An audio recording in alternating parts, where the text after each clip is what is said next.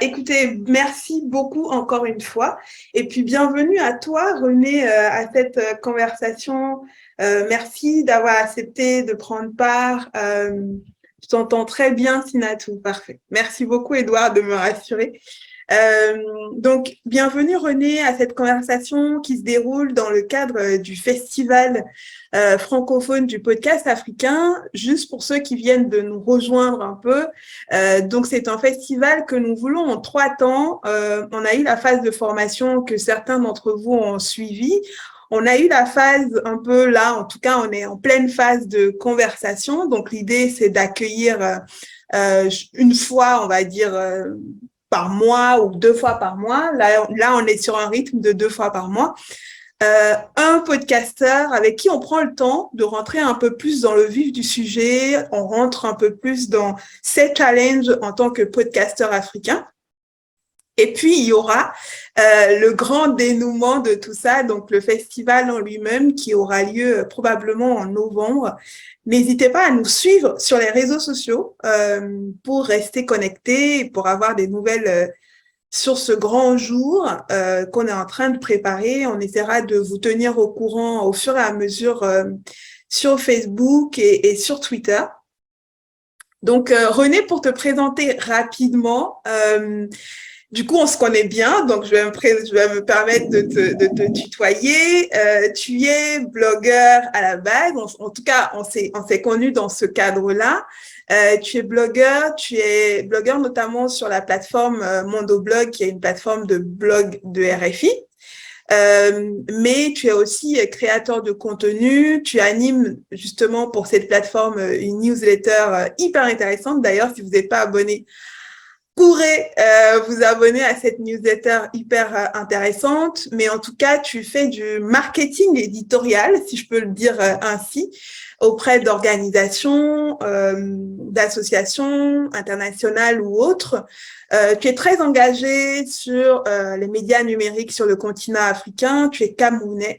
Et puis, depuis quelques mois, tu animes un podcast qui s'appelle N.com. J'ai eu la chance d'être invitée dans ce podcast. Il y a énormément de choses à dire dans ce podcast. Sur ce podcast, on va essayer au cours de cette petite heure ensemble de creuser ton parcours, ton travail et aussi tes nombreux projets. Parce que tu es aussi dans cette dynamique de construire un écosystème du podcast au Cameroun et même au-delà. Donc, on va aussi en parler vers la fin de la conversation. Alors, j'ai pas malheureusement l'extrait que tu veux qu'on écoute, mais j'aimerais bien qu'on débute cette discussion avec une petite écoute de quelques minutes, hein, comme on l'a fait pour Jessica. Donc, je vais aller sur Apple Podcast. Est-ce qu'il y a un épisode que tu préférerais plus qu'un autre? Le dernier, on peut l'écouter ou tu avais recommandé un autre à Fumi? Alors, j'avais recommandé un autre qui a été publié en novembre dernier, C'est quoi le qui titre? attends, donne-moi une seconde, s'il te plaît. Ok. Alors, ça part alors, je te donne du titre. Le titre, c'est Citoyenneté numérique et citoyenneté numérique des blogueurs. Ok. Alors, attends, je vais partager mon écran, partager l'audio, partager. Normalement, vous voyez mon écran. Donc, ça veut dire que c'est la première saison. Oui, c'est la première saison. Ok. C'est celui-là. Super. Ok. Très bien. Annulé. On va écouter quelques minutes. Dites-moi si vous entendez. Enfin, René, tu me dis si tu entends bien.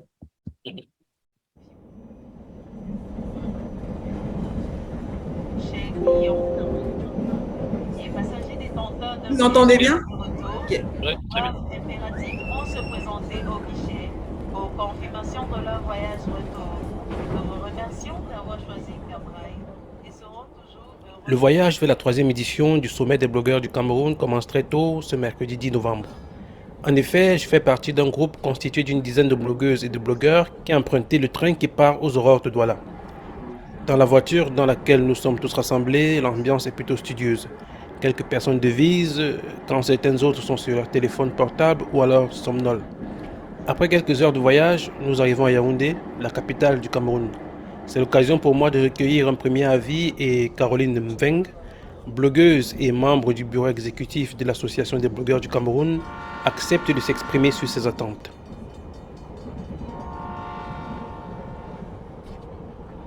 Nous venons d'arriver à la gare ferroviaire de Yaoundé et je suis avec Caroline Mveng qui est une participante au sommet des blogueurs du Cameroun. Donc j'ai une petite question ou deux à te poser. Quelles sont tes attentes à la fin de ce sommet? Alors déjà, en tant que blogueuse, je pense que ma principale attente aujourd'hui, c'est de voir ce que les 20 recommandations vont apporter de plus au blogging au niveau du Cameroun. Le thème, c'est blogging et citoyenneté numérique. Ça cadre exactement avec le type de blogueuse que j'ai toujours voulu être, une blogueuse citoyenne engagée pour le développement de sa nation. Donc aujourd'hui, j'attends de recevoir aussi des conseils, des astuces pour comment est-ce que je peux mieux mettre mon blog ou mettre mon métier de blogueuse au service de la nation et du citoyen de manière générale. Pourquoi est-ce que tu as souhaité participer à ce troisième sommet des blogueurs du Cameroun? Alors, en tant que blogueuse, je suis un produit à 80% de l'association des blogueurs du Cameroun parce que j'ai toujours bénéficié des formations qu'ils mettaient à disposition des blogueurs, membres ou non membres de l'association. Et donc, lorsque le thème a été proposé, blogging et citoyenneté numérique, qui s'inscrit, comme je le disais déjà, dans le type de blogueuse que j'ai voulu être, c'est tout naturellement que je me suis dit qu'il faut que je participe, qu'il faut que je sois là pour participer à ce grand rassemblement du blogging au Cameroun et certainement qui marquera un tournant dans l'histoire du blogging camerounais. J'espère que tu seras satisfaite des travaux et que tu en partiras avec quelque chose de bénéfique.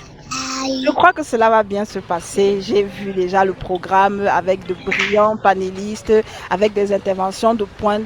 Je pense que ça va aller.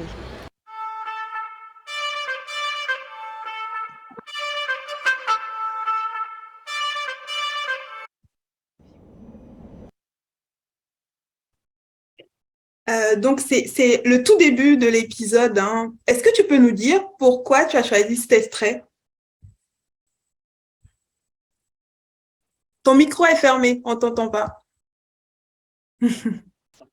Ah, super.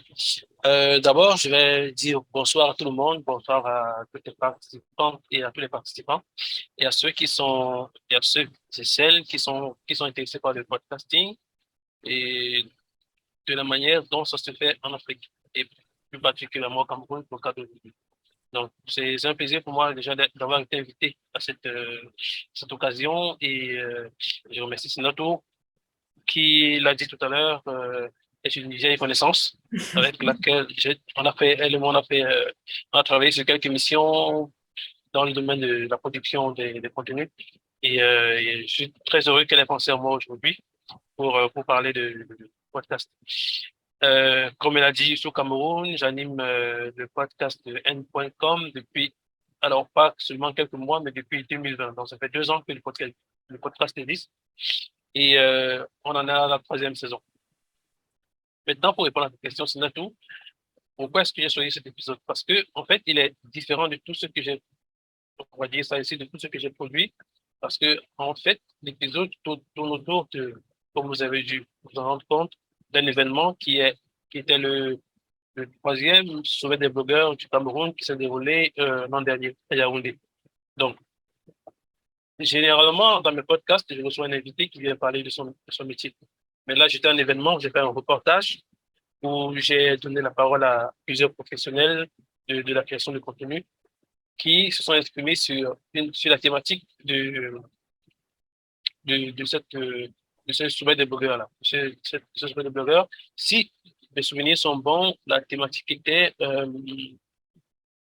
blogging et citoyenneté numérique. Donc, toutes les personnes que j'ai interrogées pendant cet épisode de podcast ont répondu à des questions qui avaient un lien avec la thématique qui était le blogging et la citoyenneté numérique.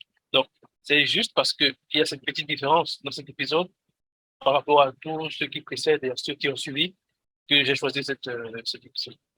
Ce qui est aussi très intéressant, et ça me permettra de parler aussi de de ton parcours, attends, j'admets les gens au fur et à mesure, c'est que c'est vraiment un style journalistique, c'est-à-dire que, comme tu dis, c'est en mode reportage. Mhm. Est-ce que tu peux nous parler de ton parcours, c'est-à-dire est-ce que tu as fait une formation en journalisme, par exemple, et en quoi ça t'a influencé dans la création de cet épisode-là en particulier, ou peut-être même de ton podcast? Mhm. Alors, pour le dire de manière simple, je travaille dans le domaine de- du journalisme parce que je travaille beaucoup avec les médias depuis une dizaine d'années. Et c'est vraiment sur le tas que j'ai suivi une formation à proprement parler de journalisme. Parce que j'ai commencé à graviter autour des médias en 2010. Et c'est vrai qu'en 2019, que je me suis inscrit à l'école de journalisme pour vraiment euh, adjoindre à la pratique du métier que j'avais une formation, proprement parler. Donc, je suis diplômé de l'École supérieure de journalisme de Lille depuis 2020 et j'ai un master là-bas en management des médias. Mais ce qui est à la base, les premières formations en blogging nous ont été délivrées par RFI, qui est une entreprise, on peut le dire ainsi, qui est une entreprise des médias et qui emploie plein de journalistes.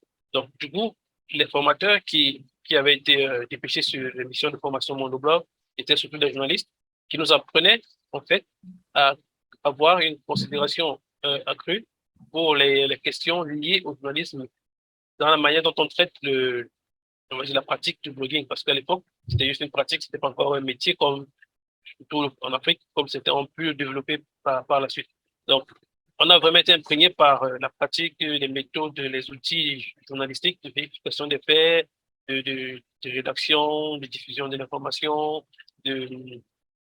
comment dire ça, de vérification aussi des informations qui ont nécessairement pavé le chemin, ils ont pavé mon chemin à moi euh, dans la pratique du blogging et par la suite dans le travail que j'ai pu faire avec les médias dans les années qui ont suivi. Hmm. Alors, toi, tu viens quand même du milieu de l'écrit à la base. En tout cas, on se suit depuis un moment et moi, quand je t'ai rencontré, tu viens quand même de l'écrit. Mm. Qu'est-ce qui t'intéresse particulièrement dans le format podcast?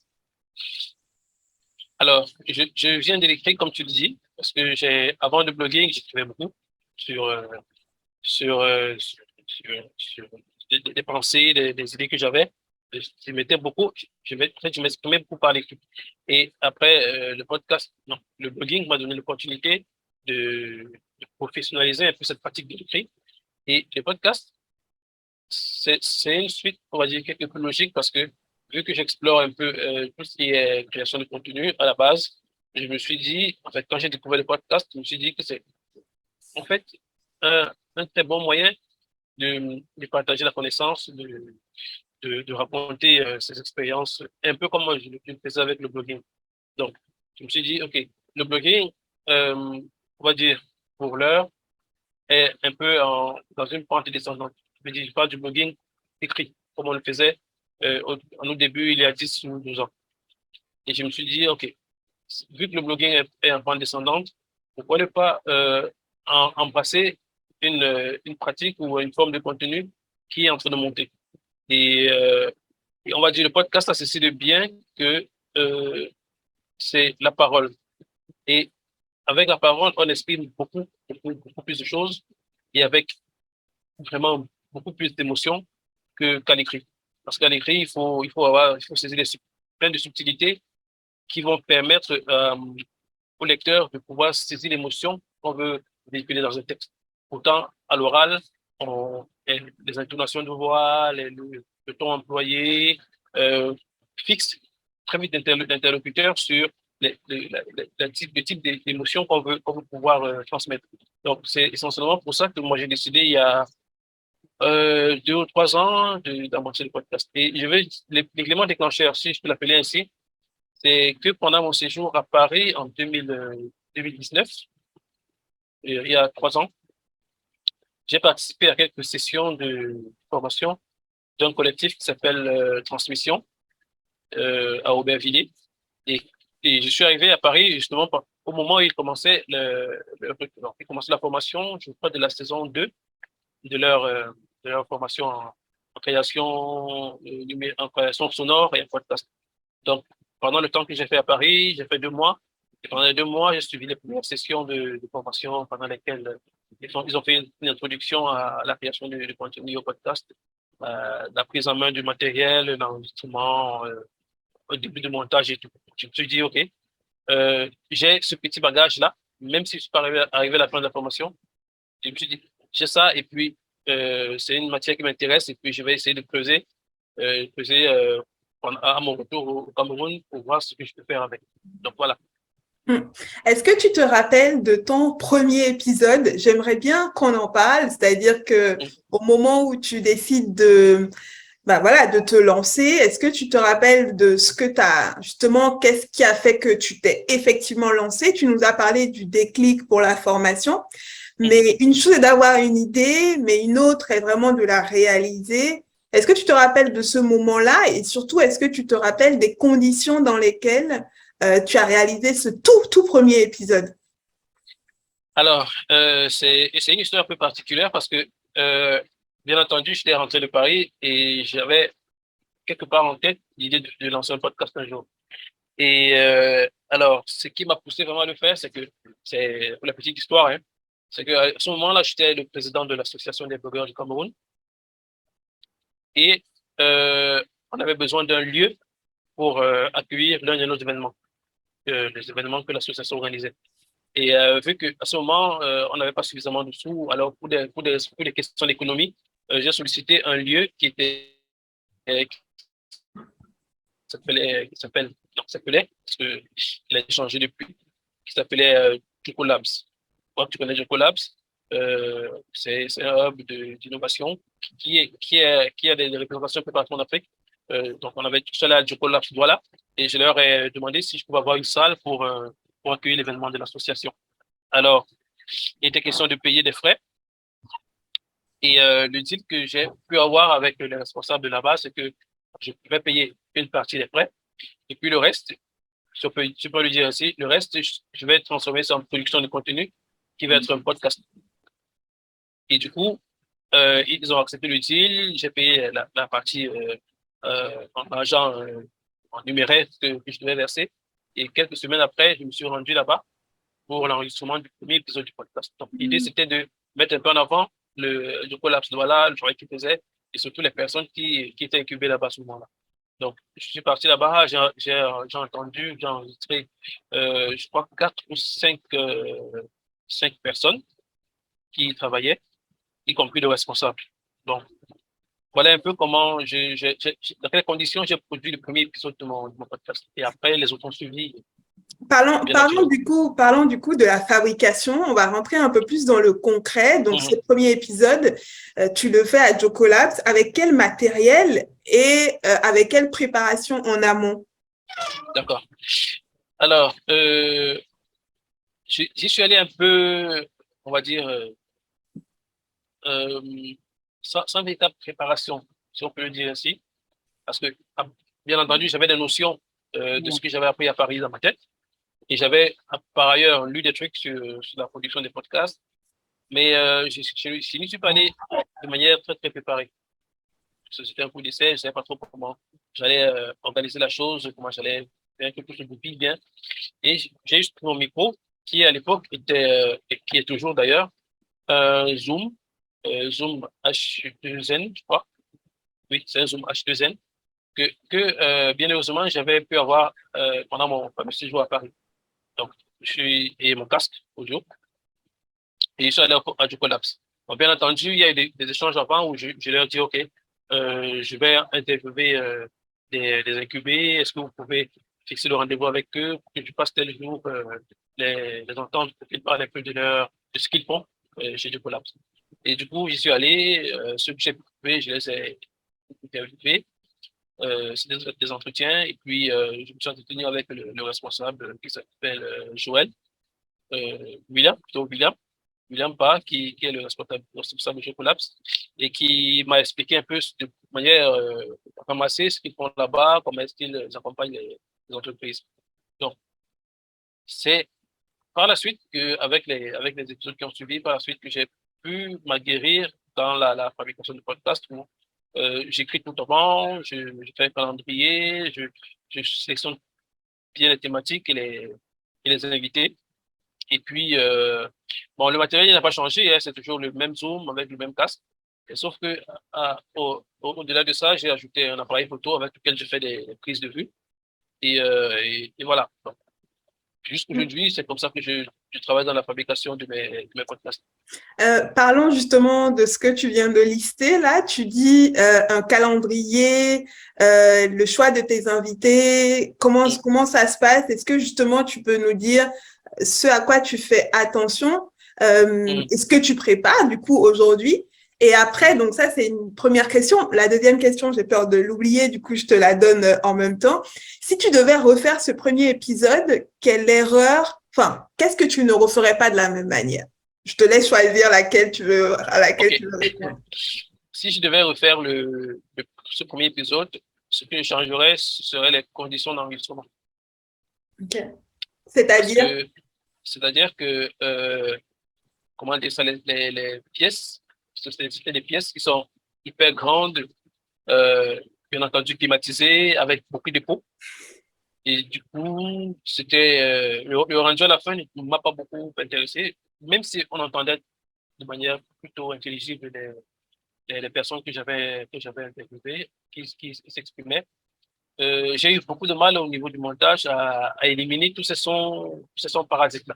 Donc, s'il fallait changer quelque chose, aujourd'hui, sur ce premier épisode, ce serait les conditions d'enregistrement.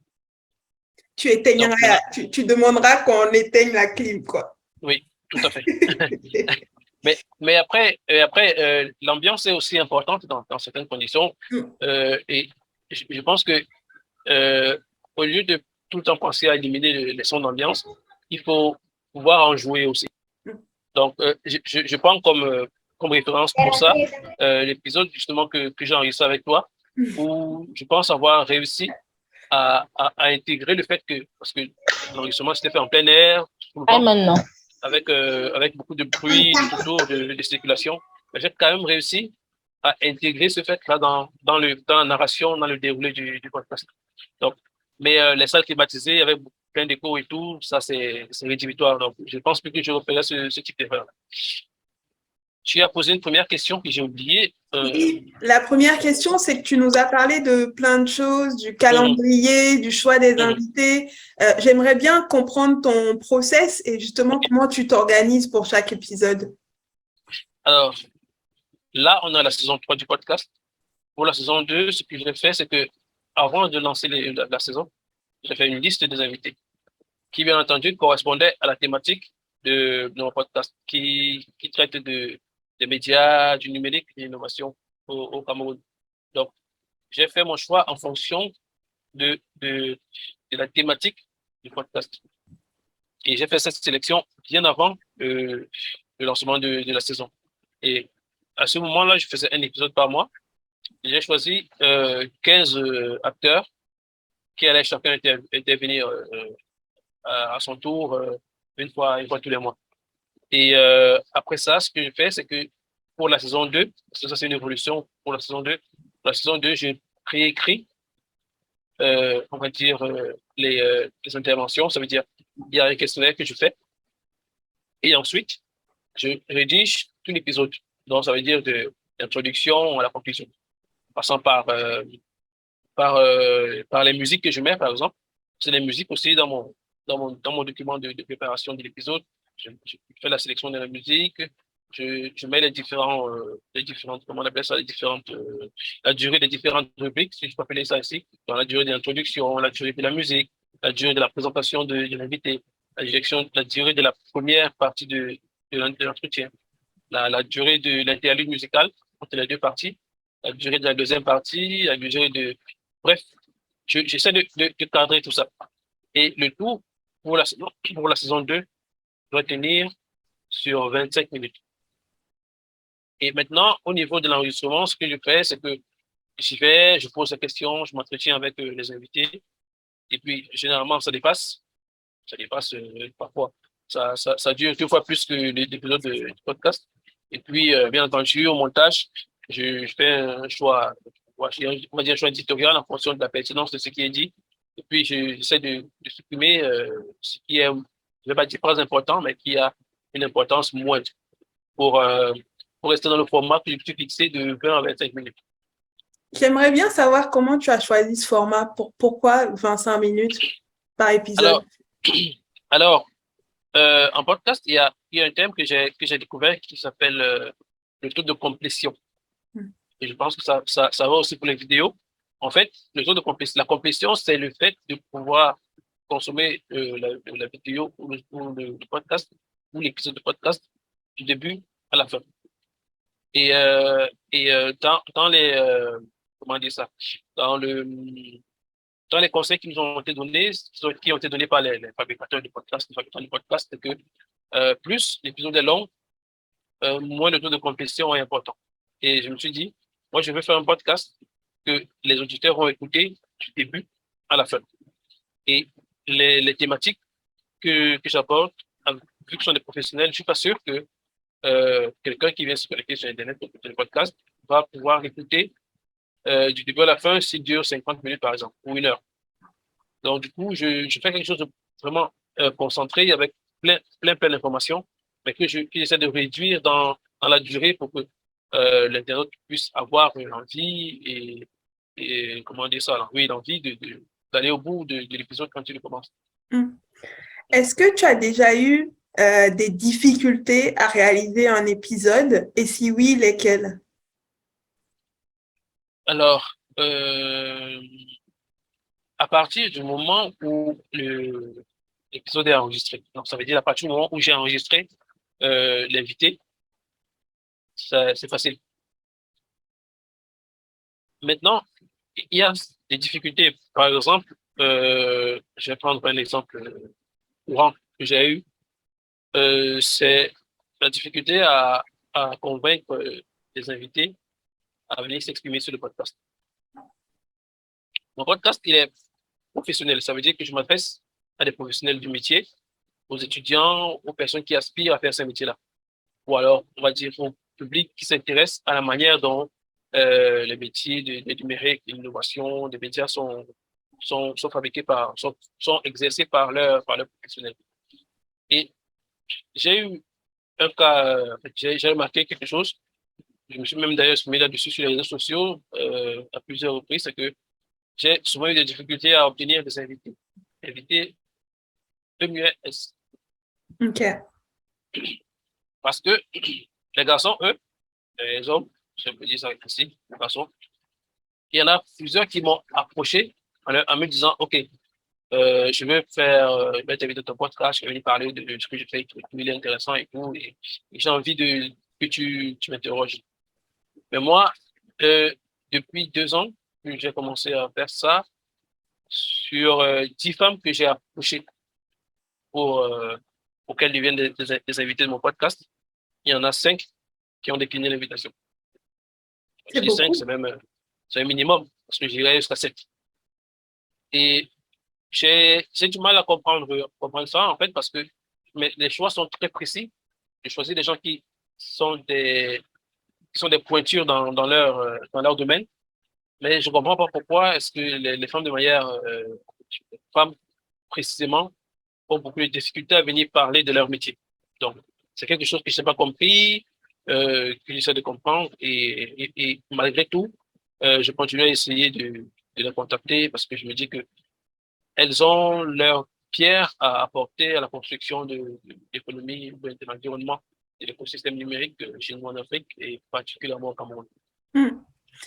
C'est assez intéressant. Il y a un vrai enjeu d'avoir autant de femmes que d'hommes dans tout contenu qu'on essaye de produire. Et je trouve que c'est intéressant de savoir que même quand tu les approches, elles se sentent, on va dire, moins légitimes, alors qu'il y a des hommes, même s'ils sont pas compétents, ils vont te dire oui. mais du coup, c'est intéressant de voir que tu fais quand même cette démarche-là. J'aimerais bien qu'on parle de montage parce que le montage, c'est un sujet qui fait peur à beaucoup de gens. Il y a plein de gens ici qui ont envie de se lancer, mais qui ont peur de cette partie du montage. J'aimerais bien que tu partages avec nous ton expérience du montage. Alors, Est-ce que je peux partager mon écran? Je vais ouvrir le Ouais, programme de montage. alors, donc, est-ce que normalement, tu n'as pas le droit, hein, c'est ça, Non, hein? pas du tout. Ouais, Ok, c'est ça. attends, je vais te nommer animateur. Hop, que l'autre. Ok, bon, j'espère que je n'ai pas perdu l'autre enregistrement. On verra par la suite. Mm, Ce que je retiens quand même, pour te faciliter la vie, ce que je retiens, c'est que tu as toujours ton intro que tu changes jamais et ouais. qui est toujours sur ton banc de montage. Mm, Et ça te permet de ne pas refaire l'intro à chaque fois parce que quand on démarre, on a tendance à tout refaire depuis le début. ok. Là, moi, j'ai l'impression que voilà, il y a toujours l'intro qui est pareil. Mhm, Au-delà même du générique, il y a le nom du podcast, mm, etc. Une fois mm, que tu as déroché, tu les ramènes sur ton banc de montage. mhm, Et après, ça va évidemment plus vite. Je trouve que c'est une manière hyper efficace de fonctionner. Je veux bien qu'on parle un peu du nom de ton podcast parce que pour moi, le nom d'un podcast est hyper important et ça peut être très, très déterminant. Comment tu as mhm. choisi ce nom-là? Parce que pour moi, c'est assez important parce que ça participe à la découvrabilité aussi du podcast ensuite. Mhm, Donc, mhm. j'aimerais bien qu'on parle. Est-ce que tu as fait un brainstorming? Comment tu as choisi ce nom-là? Pourquoi n.com? Alors, le choix du podcast, comme tu l'as dit, est hyper important. Déjà, il faut que juste par le nom, on parvienne à identifier un peu la personnalité du podcast. Ça vaut pour le podcast, comme ça vaut pour un blog, comme ça vaut pour un titre, pour un organe de presse. Donc, le titre est super important. Et au départ, l'idée pour moi, c'était de diffuser le podcast sur mon site personnel, on va dire sur mon portfolio pro, euh, dont le nom c'est Nkoa.com. Et Nkoa, en fait, c'est mon nom de famille et tout. Donc, et il se trouve que sur le logo de mon site web et de mon portfolio, le logo, quand il est en miniature, c'est un N avec un point. Donc, je me suis dit, au moment de lancer mon podcast, pourquoi est-ce que je ne partirais pas là-dessus? Donc, j'ai déjà le N, qui est la première lettre de mon nom, et le point qui est présent dans le logo. Et il y a comme, vu que je travaille dans les métiers de l'information et de la communication, et que je parle de la communication de manière générale dans mon podcast, on n'est pas parlé de com. Et le com, ça englobe la communication, mais aussi les métiers généralement du numérique. Et vu que ce sont les questions dont je traitais sur le blog, je me suis dit, OK, moi je vais partir sur une racine qui est déjà là, n point, et je vais juste du com derrière pour identifier le podcast comme étant très vite un podcast qui parle de la communication et de ses différentes dérivées. Ok, d'accord, ça me semble un peu plus clair parce que j'ai toujours voulu te poser cette question, mais Mm, on n'a jamais eu l'occasion d'en parler. Euh, il y a la question aussi d'être un podcasteur sur le continent africain. Je sais que tu travailles beaucoup là-dessus. mm. Euh, Moi, ce que j'aimerais savoir, le sujet est très large et tu as beaucoup de projets aussi dans ce domaine-là. Mais comment est-ce qu'on fait connaître le podcast quand on est podcasteur camerounais? Comment est-ce qu'on fait connaître son podcast? Essentiellement, la réponse est simple, essentiellement passant par les réseaux sociaux.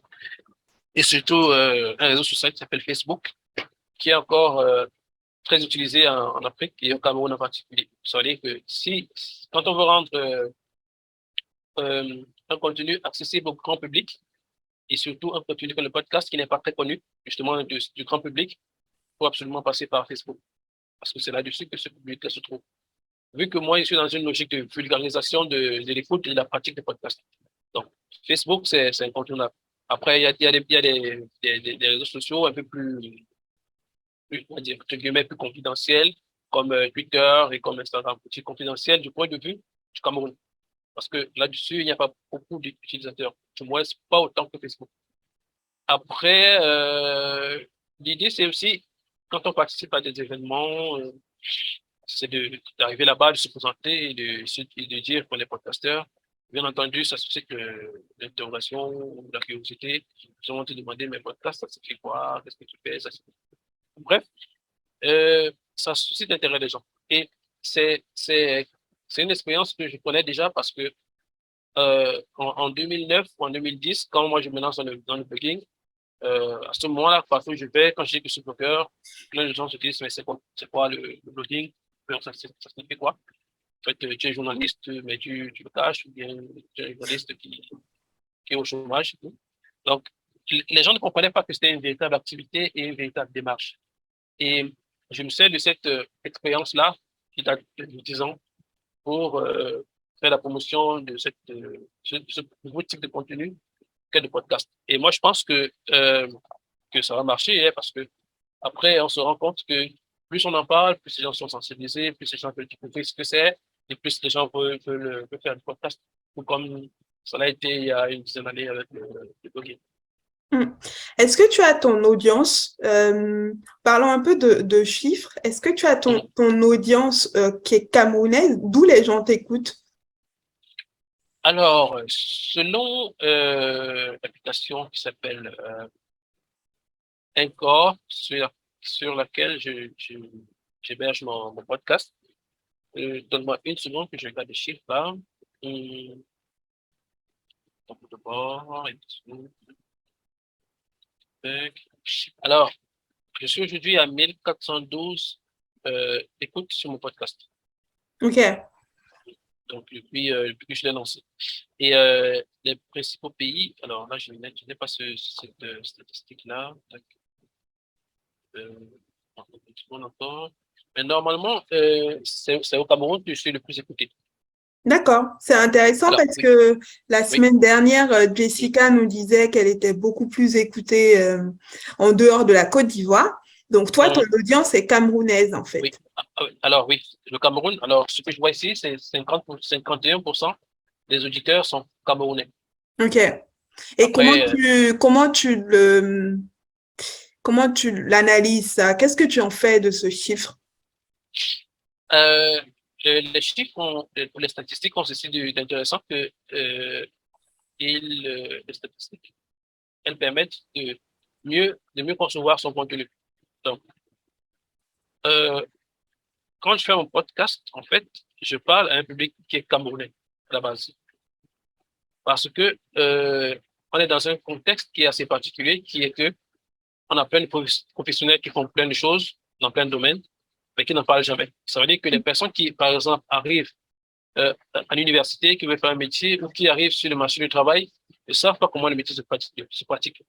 Et moi, je suis parti dans cette base en disant, OK, moi, je vais donner la parole aux personnes qui sont des professionnels dans un domaine bien particulier pour que ces personnes parlent de leur métier et parlent de leur métier au public camerounais qui, la plupart du temps, ne sait pas trop ce qu'il en retourne quand on parle de responsable de la communication ou de responsable de l'innovation ou bien je sais pas moi, de chargé de projets digitaux et tout. Donc, généralement, ce qu'ils font, c'est qu'ils découvrent le métier partie de pratique. Mais là, je pense que j'ai une valeur ajoutée qui est celle que je donne la parole vraiment aux personnes qui font ce métier-là pour qu'elles puissent en parler et puissent éclairer la lanterne de ceux du public que ça intéresse. Donc, pour finir, comme je l'ai dit au début, je fais mon podcast d'abord pour un public camerounais et après, ça peut varier parce que là, je vois par exemple que sur les stats que le deuxième pays, mon podcast le plus écouté, c'est les États-Unis et en troisième, la France. Donc, Intéressant. Comment tu comptes gagner de l'argent avec, si tant est que tu veux gagner de l'argent avec? Alors, c'est compliqué. C'est compliqué de gagner de l'argent avec toutes ces choses-là dont on est un peu les précurseurs. Ça l'a été avec le blogging et ça l'est avec le podcast. Le blogging, nous, on l'a pratiqué pendant plus de 5 ans, sans aucune rémunération et sans aucun moyen d'imaginer que ça pourrait être rentable.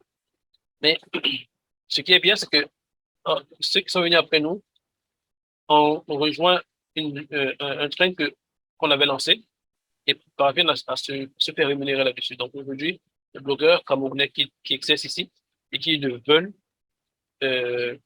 gagnent de l'argent grâce à leur activité. Mais les conditions, l'écosystème à l'époque où nous avons commencé ne permettait pas ça. Et je pense qu'on est dans la même situation aujourd'hui. Mais ceci étant dit, il existe des possibilités de rentabiliser cette activité comme le blogging. Parce que moi, je vais mettre ça quasiment dans le même panier qui est celui des contenus qu'on crée pour Internet. L'un des moyens de gagner de l'argent avec le podcast, c'est que c'est c'est quand même de l'innovation dans notre écosystème, dans notre environnement ici. Et l'une des choses qu'on peut faire, c'est de proposer aux entreprises, aux organismes internationaux et tout, qui ont de l'argent et qui ont suffisamment d'ouverture d'esprit, de leur dire, OK, on va créer un nouveau canal de communication pour vous, qui est le podcast. Ça peut être diffusé au public, au grand public, qui va savoir quelles sont vos missions et la manière dont vous faites votre travail. Tout comme ça peut être des éléments de communication interne où des employés vont, par exemple, venir s'exprimer dans un podcast d'entreprise pour raconter aux autres employés de la boîte qu'il y a un métier, celui que je fais, qui existe dans l'entreprise, par exemple, et voilà comment je le pratique. Maintenant, il y a aussi d'autres canaux qui est, pour mon cas, par exemple, celui de la formation, où j'ai commencé à former des gens en Oui, podcasting. du coup, Et, vas-y, parle-nous de cette initiative que tu as lancée. alors, ça s'appelle Podcast Hub. Alors, maintenant, si tu me demandes comment j'ai trouvé le nom, je vais te dire que j'ai pas beaucoup réfléchi à ça. Il fallait trouver un nom de manière rapide. Et puis, j'ai mis podcast, puisque pour moi, c'était important que le mot podcast figure dans le nom. Et puis, j'ai ajouté Hub, un peu pour dire que oui, c'est un regroupement de personnes, de professionnels du podcast, mais les personnes qui s'intéressent au podcast. Bon, alors, grosso modo, c'est ça le nom. Podcast Hub. Et c'est une idée que j'ai eue il y a un an par là, où je me suis dit que bon, il y aura beaucoup de gens qui connaissent ce podcast au Cameroun, qui les écoutent et qui les font. Et on va essayer de créer une communauté de personnes qui s'intéressent au podcast et qui les fabriquent. Donc, cette année, j'ai monté le projet, je l'ai présenté à plein de structures, d'organismes, d'entreprises et tout, pour pouvoir, pas forcément être financé, mais euh, être aidé à le faire. Et, la chance que j'ai eue, c'est que j'ai trouvé un cowork, un cowork space ou un lieu de travail qui s'appelle Cowork Africa, qui est localisé à Douala, et qui, bien heureusement, a un studio de podcast qui n'est pas très utilisé pour cause. Et ils m'ont dit, OK, ton projet nous intéresse parce qu'on a un studio là qui ne sert à rien et on va me ramener du monde là-dessus. Donc, tu vas faire venir des gens ici, on va parler de podcast, on va leur montrer comment on les fabrique. Et puis, à la formation, on va on va faire payer parce que ça, c'est beaucoup plus sérieux ainsi. Parce que on peut proposer une formation gratuite, mais à la fin, on se rend compte que vu qu'il n'y a pas d'investissement de départ de la part des participants, c'est souvent compliqué par la suite de mesurer comment dire ça, les outputs de cette formation-là. Alors que généralement, quand les gens payent, ils sont plus assidus, ils font plus les exercices qui sont demandés et on voit plus la matérialité de ce qui a été prodigué comme Mm, enseignement. Donc, mm. du coup, avec ce cowork, cet espace de coworking, on a lancé ça et c'est en trois phases. La première phase, ce sont les sessions d'écoute dans lesquelles on se trouve, dans laquelle on se trouve maintenant, où chaque mois, on reçoit un podcasteur, un ou plusieurs podcasteurs qui viennent parler de podcast, de manière dont ça se fait. Ensuite, en novembre, on va passer à la phase de fabrication où on va apprendre aux participants à faire des podcasts. Donc, prise de son, enregistrement, préparation du matériel, prise de son, dérochage, montage, diffusion, choix de la musique, choix des images pour le visuel et tout, diffusion. Donc, moi, le process de création ou de publication de montage de podcast, du début à la fin. OK. Entre l'idée du podcast, la diffusion. Donc, on va voir tout ça. Et on a mis sur pied un programme sur 32 heures, donc qui va nous occuper tous les samedis du mois de novembre, pendant 8 heures chaque jour, pour leur montrer comment ils font des podcasts. Et puis, à la fin, la troisième articulation, ce sera la session d'écoute finale, où les productions des participants seront quelque part évaluées, mises en compétition pour voir qui, pas forcément les meilleurs, mais quelles sont les personnes qui ont su se démarquer par leur production, par leur travail, par leur podcast. Ok. C'est hyper intéressant et on sera ravis de... N'hésite pas à nous donner des nouvelles, hein. Enfin, on sera ravis de relayer tout ça. Euh, quel est ton meilleur épisode? Si tu devais choisir un seul, et puis c'est ma dernière question, après je vous laisse la parole. Bon. Quel est ton meilleur épisode? S'il y en a un qui t'a marqué et pourquoi il t'a marqué? Alors, le meilleur épisode. Euh, Pas forcément comme celui qui a ça, le plus marché, hein, mais celui que ouais. toi tu trouves le plus abouti et pourquoi? Mhm. Alors, quel peut être mon meilleur épisode? Alors, je regarde tout ça pour voir celui qui a qui a eu des conditions particulières au niveau de l'enregistrement. Bon, disons que je vais prendre celui de Ronnie Kitio, qui a été publié en octobre l'an dernier. Et il est particulier parce que c'est le seul épisode ici que j'ai enregistré avec un intervenant qui n'était pas dans la même pièce que moi, si je peux le dire ainsi. Parce qu'au moment où je contacte Ronnie Kitio qui est un Camerounais et qui a lancé la plateforme de streaming qui s'appelle Fall sur laquelle il diffuse des musiques principalement camerounaises, des podcasts et je poste aussi des vidéos. Donc, quand je le contacte pour qu'il soit invité à mon podcast, il me dit qu'il est en Algérie. Et je me dis, OK, j'ai jamais enregistré quelqu'un qui est en Algérie. J'ai jamais enregistré quelqu'un qui n'est pas en face de moi avec un micro et tout, face à lui. Et bon, du coup, il a fallu trouver une solution pour pouvoir enregistrer quand même. Donc, ça veut dire que il y a eu, au moment d'enregistrement, il y avait 4 téléphones portables qui étaient impliqués. La chance, c'est que Comment tu as fait? Est-ce que tu peux nous expliquer ça justement? alors, on communiquait. J'ai déroulé mon interview sur WhatsApp. Donc, on s'est connecté sur WhatsApp et c'était l'outil qui servait d'élément de canal de communication. Et à côté, moi, donc, lui, il avait 2 téléphones portables. Moi, j'avais mon téléphone et mon micro Ok. avec lequel je travaille tout le temps. Et ce qui s'est passé, c'est que lui et moi, on conversait par WhatsApp. Moi, j'avais mon micro qui enregistrait mon son, les questions de mon côté. Et lui, de son côté, j'avais fait installer une application que j'oublie, dont il se servait pour s'enregistrer lui de son côté. Ok. Ce serait bien que Donc, tu nous retrouves le nom de cette application. donc je l'ai utilisé qu'une seule fois et puis, bref. Donc, du coup, il a installé cette application. Il a démarré cette application au moment du lancement de l'interview. Et pendant qu'il parlait sur le deuxième téléphone, le premier l'enregistrait. Tout comme moi, pendant que je parlais avec le téléphone, il m'enregistrait avec mon micro. Et à la fin de l'enregistrement, il m'a envoyé le fichier que son premier téléphone avait enregistré parce que je ne voulais pas forcément prendre la discussion sur WhatsApp. Donc, il m'a envoyé un fichier en MP3 ou en WAV, je ne sais plus, que j'ai reçu et puis que j'ai traité pour éliminer les éventuelles aspérités et tout, pour en faire un épisode de podcast. Je ne vais pas dire que c'est mon meilleur épisode de podcast, mais c'est celui dont les conditions d'enregistrement étaient vraiment particulières déjà. Bon, bah écoutez, moi, j'ai plus de questions principales. Peut-être qu'il y aura d'autres. Moi, j'ai toujours plein de questions, mais là, je pense que j'ai plus de questions là à chaud. Et si vous voulez, franchement, ouvrez votre micro et prenez la parole. Il nous reste encore quelques minutes. Je sais pas qui veut commencer, mais sentez-vous libre de prendre la parole et de poser directement vos questions à René. Je suis à vous.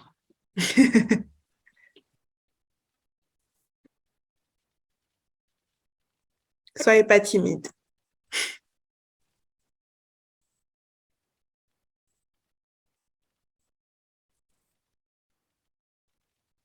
Alors, personne ne veut se plutôt jouer des questions-réponses. Ah, peut-être que tu as été très, très clair, hein. Ah oui, Grady, vas-y. Ouais, bonsoir et merci une fois de plus. J'ai pas vraiment de questions, mais bon, puisque la conversation a été très féconde, je pense il faut que je sauve un peu le train. Voilà. j'avais une question. Est-ce que, excusez-moi pour le bruit, il y a matériel, donc c'est normal. Euh, Est-ce que être podcasteur est un métier de vie? Est-ce que vous vous dites, est-ce que c'est vraiment mon métier, je veux mourir avec? Vous savez, il y a de passionnés. Par exemple, moi, je suis journaliste. Je me dis que je mourrai journaliste. Il faut que je meure. Je mourrai avec ma petite caméra et mon micro. Est-ce que être podcasteur est un métier de vie? Ce sera tout. Merci pour la question. Moi, non, pas du tout. Je ne vois pas être podcasteur pendant 10 ans. Ça, c'est pas, je ne pense pas que ce soit possible. Parce que, en fait, moi, j'explore plein de choses. Donc, je suis tout le temps en train d'explorer. Avant de faire du podcast, j'étais blogueur. Et pendant que j'étais blogueur, j'ai fait de la communication, j'ai fait du journalisme, j'ai fait de la photographie. Donc, en passant, je suis un photographe amateur et tout. Donc, je suis pas sûr qu'il n'y aura pas autre chose qui va accaparer mon attention et qui va me faire sortir du podcasting. Donc, pour répondre de manière simple à la question, je ne pense pas que je serai un podcasteur dans 10 ans, dans 15 ans, à la fin de ma carrière. Mais après, je pense que je resterai dans le domaine de la création des contenus. Ça, j'en suis quand même plutôt sûr. Ce que je peux dire, en fait, je ne sais pas si être podcasteur, c'est un métier, parce qu'au final, le podcast, c'est juste un format, c'est juste une manière de raconter les histoires. Derrière, il y a les genres journalistiques. Moi, par exemple, je suis passionnée par le documentaire. Et voilà, on peut dire, tiens, je vais faire du documentaire pendant toute ma vie d'une manière ou d'une autre. Est-ce que ce serait en podcast? Est-ce que ce serait en vidéo? Est-ce que ce sera d'une autre façon? Je pense que faut bien garder en tête que le son est un moyen exceptionnel de diffuser des émotions, mais derrière le son, il y a des genres, il y a du récit, il y a du documentaire, il y a des interviews et il y a des personnes qui excellent, par exemple, en interview. Moi, il y a des interviews que j'écoute et je suis juste fascinée par la capacité de la personne à faire accoucher d'autres gens, de choses aussi profondes.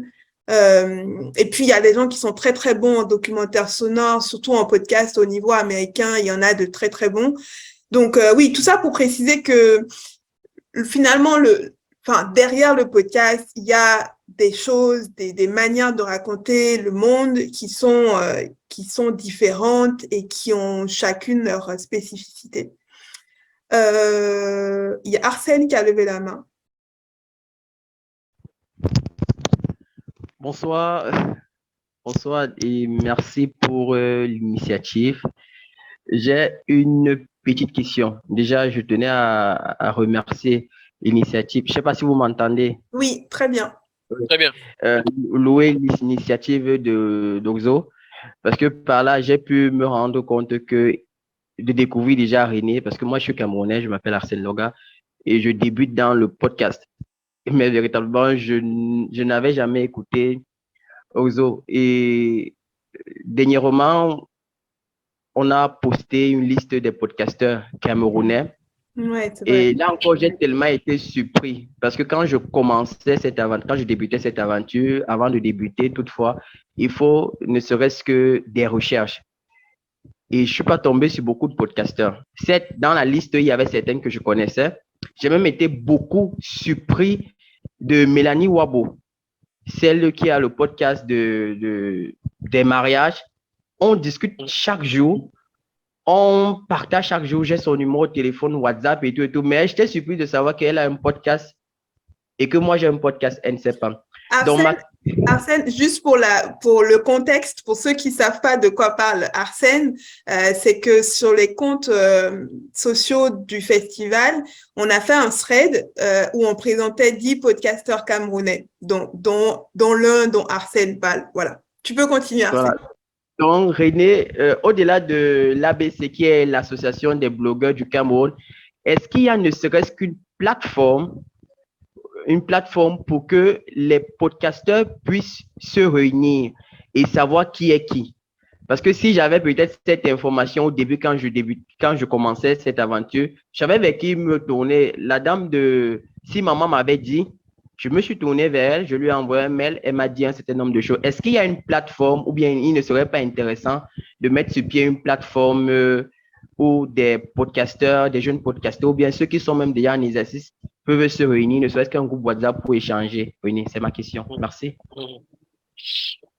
Euh, Merci Arsène pour tes questions, pour ta question, pour ton intervention. Bon, déjà, Mélanie Wabo, pour revenir sur elle, pour dire un mot sur elle, elle sera l'invitée de la session d'écoute de podcast Hub qui aura lieu mercredi. Ah, on a l'info en exclusivité. C'est bien. On aime ça. Elle sera l'invitée. Elle a accepté. Je lui ai envoyé une invitation qu'elle a acceptée. Et d'ailleurs, c'est grâce au fil sur Twitter que j'ai découvert Trop bien. c'est un nombre de blogueurs. Bah, ça veut dire que c'est cool. Voilà, on fait du bon travail. On cherche, c'est difficile de trouver des podcasteurs africains, mais il y en a. Moi, j'en suis persuadée. Il y en a. Et du coup, quand j'ai vu la liste, je suis allé écouter les différents podcasts. Et par la suite, je l'ai contactée parce que j'estimais que elle fait un travail important. Et surtout qu'elle a une particularité qui est celle-ci. C'est qu'en fait, son podcast, c'est de soutien, un élément de promotion de son activité. Ça veut dire que elle est organisatrice de mariage et dans son podcast, elle parle du travail de l'organisatrice de mariage.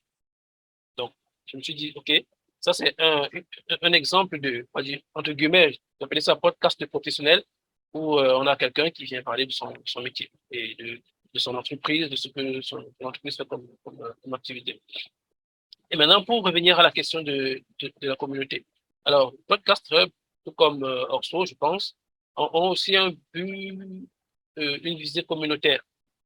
Ça veut dire que au Cameroun, je ne suis pas sûr qu'on ait des communautés de podcasteurs qui sont créées. Chacun fait son truc un peu de son côté. Et puis l'idée aussi de Podcast Hub, il y en aura où les gens se regroupent, c'est aussi quelque part de créer une communauté, ou alors de créer une communauté ou bien un centre de gravité de podcasting au Cameroun. Ça ne veut pas forcément dire que vous devez y participer, mais si vous recherchez de la ressource quand on parle de podcast, vous pouvez tout à fait venir vous approcher de nous et on va vous donner les informations qu'on pourra vous donner. Mais déjà, si vous êtes à Douala, vous pouvez participer à la session d'écoute de mercredi sur mes réseaux sociaux. J'ai partagé le lien d'inscription parce qu'il faut s'inscrire avant de pouvoir participer. Je suis à Douala. Donc, oui, sur mes réseaux sociaux, sur Twitter, sur Instagram, sur Facebook, partout, sur LinkedIn, si vous tapez mon nom, vous allez forcément voir l'annonce de la session d'écoute avec le lien d'inscription. Donc, vous cliquez juste dessus, vous remplissez le fichier, et puis moi, je vais recevoir ça de mon côté, et puis on se retrouve mercredi à 18h. À quoi? Bali. À Bali, à Douala. Ça tombe bien parce que nos bureaux, donc là où je travaille, nous sommes à Bali. Je suis même actuellement à Bali, au bureau, comme ça, en train de passer la session au niveau de la rue Michel Brunet, à côté de la radio RSI, sur la même rue. D'accord. Nous, on est en face de l'hôtel Serena. Donc, c'est vraiment un endroit qui n'est pas très caché. Donc, allez sur mes réseaux sociaux, vous allez trouver le lien d'inscription, vous vous inscrivez, et puis on se dit à mercredi. J'espère que Ozo est fier de ce qu'ils sont en train de faire parce que là… Alors, en fait, du coup, à chaque fois, je le précise parce que du coup, c'est important quand même. Le nom du festival, c'est Oro. C'est vrai que ça se lit Oso, mais c'est Oro. Et Oro, ça veut dire parole en fond. Enfin, pour nous, c'était important d'avoir un nom dans nos langues locales parce que on pense, en tout cas, on est persuadé que la démocratisation du podcast passera aussi par le développement des contenus dans les langues locales. Et c'est comme ça qu'on essaiera on va dire, de faire émerger un format qui n'est pas que pour les élites. Et du coup, c'est hyper important pour nous d'avoir cette dimension-là très tôt. Il y a un gros travail de curation qui est fait notamment par Fumi pour aller chercher dans chaque pays les podcasteurs qui en tout cas, qui essayent de faire des choses. Il a fait un super thread sur la Côte d'Ivoire, sur le Cameroun aussi. Il y en a d'autres qui arrivent, notamment sur le Maroc. et du coup, et d'autres pays aussi. On a essayé de cibler quand même beaucoup de pays africains. C'est un immense travail. Du coup, j'en profite pour le remercier. Et c'est super que ça puisse créer des synergies, si ça peut permettre à des gens dans le même pays de pouvoir collaborer ensemble, et si ça peut tous nous permettre, comme disait René, de faciliter la diffusion des ressources, faciliter la création de podcasts, tout simplement. Ce serait que positif pour tout le monde. Donc, merci à toi, René, pour ta générosité aussi, pour ta transparence. C'est pas toujours évident quand on invite des gens de faire preuve de transparence. On ne sait jamais sur quel pied danser. Donc, du coup, c'est super. Peut-être que si vous avez des questions, mettez-les dans le chat, parce que moi, j'ai une question là qu'il faut absolument que je pose à René. Est-ce que tu peux nous donner des techniques? Tu m'as parlé des réseaux sociaux, mais au-delà des réseaux sociaux, en termes de découvrabilité, est-ce qu'il y a d'autres actions que tu mènes pour faire connaître ton podcast ou pas? De manière particulière, non. Ok. J'essaye juste de bien le référencer sur Internet, sur les réseaux Ça sociaux. passe par quoi? Bien le référencer, c'est quoi? Alors, bien le référencer, ça passe par le titre, Ok. par exemple. Le titre du podcast tel qu'il est diffusé sur la plateforme de podcast. C'est Encore que j'utilise. Le nom du podcast, c'est-à-dire le nom de l'émission, je peux le dire ainsi, les titres des différents épisodes, mais aussi sur la diffusion sur mon site web, parce que c'est principalement par mon site web que je souhaite que les internautes passent par mon site web pour découvrir le podcast. Je fais aussi un gros travail sur le référencement sur mon site web pour que mon podcast, lui, soit vraiment, vraiment visible. Et puis, il y a aussi le choix de la thématique des thématiques que j'ai choisies, que je traite, que j'essaie de mettre vraiment, vraiment, vraiment en avant pour vraiment, comment dire ça, particulariser mon podcast dans le lot de podcasts qui existent. Donc, c'est essentiellement un travail de SEO que je fais pour la diffusion du podcast. Et puis, de temps à autre, à des événements, j'essaie d'en parler pour que les gens puissent venir l'écouter et puis se dire que je le fais aussi. Alors, il y a énormément de plateformes d'hébergement là. D'ailleurs, on s'y perd un peu. Comment tu as choisi Encore? Alors, le critère, c'était déjà la gratuité. Ok. Et puis, le fait que les podcasts qui sont publiés sur cette plateforme sont diffusés sur d'autres plateformes de podcasts de manière, on va dire, automatique en passant par les flux RSS. Donc, quand je publie sur cette plateforme-là, je n'ai plus besoin d'aller sur Apple Podcast, de faire l'application, ni sur Google Podcast. Tu l'as fait la première fois quand même, non? Oui, bon, la première fois, il y a des paramétrages à faire. Ça veut dire qu'il faut récupérer le flux RSS du podcast et l'amener sur les autres plateformes. Mais après, le travail se fait de manière automatique. À chaque publication d'un nouvel épisode de podcast, le flux est récupéré. Le flux des indications est récupéré automatiquement par les autres plateformes sur lesquelles on a fait la configuration et puis on les retrouve là-bas. Trop bien. Est-ce que tu as quelque chose d'autre à rajouter, un élément dont on n'a pas parlé que tu voudrais partager? Alors, un élément que j'aimerais ajouter, c'est que, en fait, ça va être une sorte de conclusion. On est en Afrique et on a ce qu'on appelle une tradition orale. Ça veut dire que nos histoires passent beaucoup par l'oralité, par la parole, par les griots et tout. Et moi, je me souviens quand j'étais petit, ce que mon père faisait, c'est qu'il y avait des conteurs en notre langue vernaculaire, qui est le bamileke, qui faisaient des cassettes. Donc, qui racontaient des histoires et qui les enregistraient sur des cassettes. Et lui, il les achetait pour venir à la maison, il les met, on les écoute et tout. Si on fait la cassette, ça se détruit, c'est pas très durable et tout. Donc, le podcast, c'est une manière de conserver, je pense, notre culture orale. Ça veut dire que on dirait des histoires, mais qui ne disparaissent pas avec le vent à partir du moment où ils sont sortis.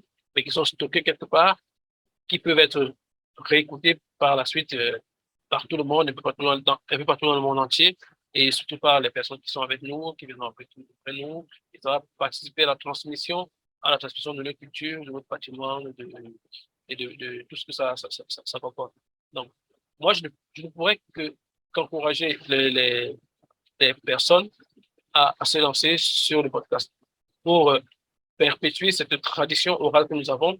Et aujourd'hui, nous avons un moyen justement de conserver cette tradition orale. Parce que ce qu'on dit très souvent, c'est que en fait, notre histoire n'est pas très répandue parce que ce n'est pas marqué dans des livres, des parchemins ou des papyrus, comme dans d'autres civilisations.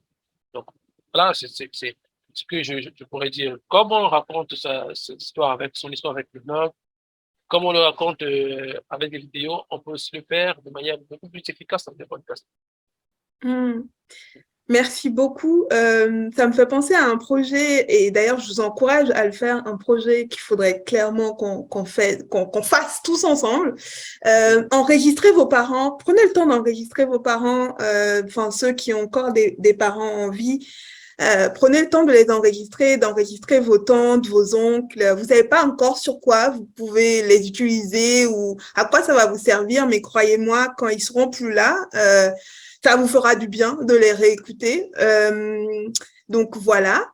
Si le sujet vous intéresse, sachez que nous, on sera toujours là pour vous aider à continuer ce beau message de transmission qui est important, évidemment, dont tu viens de parler. Merci beaucoup à toi, René. Je ne sais pas s'il y a encore des questions, j'imagine. J'espère que non. Mais en tout cas, merci beaucoup à vous pour votre temps, pour votre générosité. Je crois que la prochaine session aura lieu en octobre. On vous donnera plus de détails sur nos réseaux sociaux. Merci d'être là, tout simplement. Prenez soin de vous et prenez soin de vos podcasts si vous en avez. Donc, on se dit à très, très bientôt. Merci, René. À bientôt. Merci, Slato, et merci à tout le monde. Salut, ciao. Salut. Ciao, ciao.